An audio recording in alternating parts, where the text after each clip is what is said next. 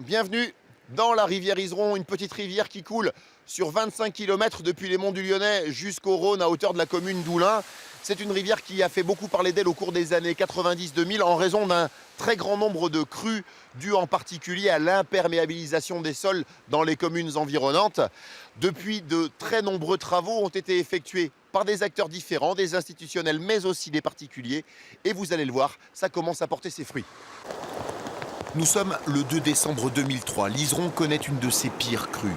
À Oulin, en aval de la rivière, il y a jusqu'à 1,20 m d'eau dans les rues, 700 sinistrés et de très nombreuses personnes évacuées.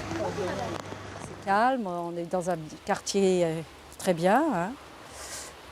Mais c'est ça, c'est la bête noire celle-ci. En 34 ans de vie au bord de l'eau, Martine a connu 8 inondations plus ou moins graves. On a été inondés le 2 décembre 2003, il y avait de l'eau jusqu'ici. Bonjour. Mais désormais, les caprices de l'Iseron sont de mauvais souvenirs depuis son réaménagement il y a 2 ans. Élargissement du lit de la rivière et construction de digues solides. Il y a eu une crue en novembre 2016, c'est il n'y a pas très longtemps, Oui. il y a 1 an et demi. Il s'est passé quoi chez vous ici? Rien du tout, on n'a pas été inondés du tout.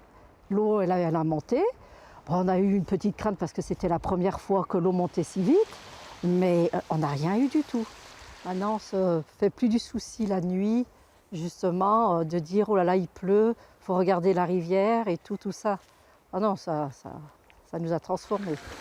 Des travaux comme une renaissance. La destruction de l'ancien lit bétonné est trop étroit pour rendre sa juste place à la rivière.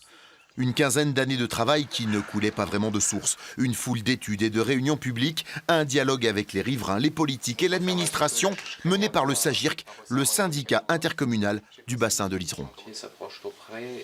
C'est un jeu d'acteurs complexe. Hein. Chacun habite au bord de la rivière, pour certains depuis très nombreuses années, l'ont vu évoluer dans le bon sens ou dans le mauvais sens. Les techniciens que nous sommes arrivons aussi avec une qualification bien particulière, spécifique liée à ces cours d'eau. Les élus doivent gérer cette dimension rivière parmi d'autres compétences qu'ils ont. Donc effectivement, il y a une sorte d'alchimie un petit peu à trouver pour mettre tout le monde autour de la table. Mais l'histoire n'est pas terminée. À Sainte-Foy-les-Lyons, par exemple, d'autres travaux d'ampleur sont en préparation pour lutter contre les crues. On va redonner l'espace de rivière au détriment de l'espace de voirie. C'est-à-dire que l'Iseron va être élargi sur sa rive droite pour reprendre une des doubles voies de circulation actuelles de la RD 42. Ça permettra de lui redonner une capacité d'écoulement des crues dites trentenales, c'est-à-dire une chance sur 30 d'arriver tous les ans, comme la crue de référence de décembre 2003, en attendant les futurs barrages écrêteurs qui permettront de protéger jusqu'à la crue centenale. Une lutte contre les inondations qui va de pair avec la protection de l'environnement et la construction notamment de stations d'épuration.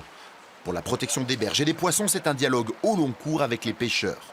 Depuis les années 80, Jean Gatignol est président de l'association locale et l'Iseron à cette époque naviguait en eau trouble. Il y a 30 ans en arrière, il n'y avait pas de reproduction de truites fario sur l'Iseron.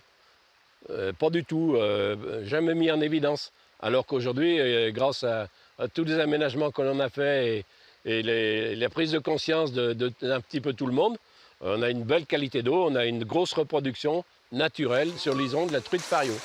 Ainsi, au quotidien, Jean et ses amis traquent les pollutions de leur rivière. Ils aménagent aussi des murs végétaux ou des caches à poissons avant la saison de la pêche. Des passionnés qui ne ménagent pas leur peine car ils savent que les petits ruisseaux font les grandes rivières. Moi, je suis amoureux de l'Iseron.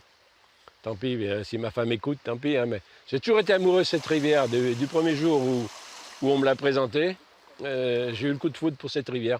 Et ça n'a jamais passé. Voilà, donc moi, travailler pour l'Iseron, c'est un plaisir.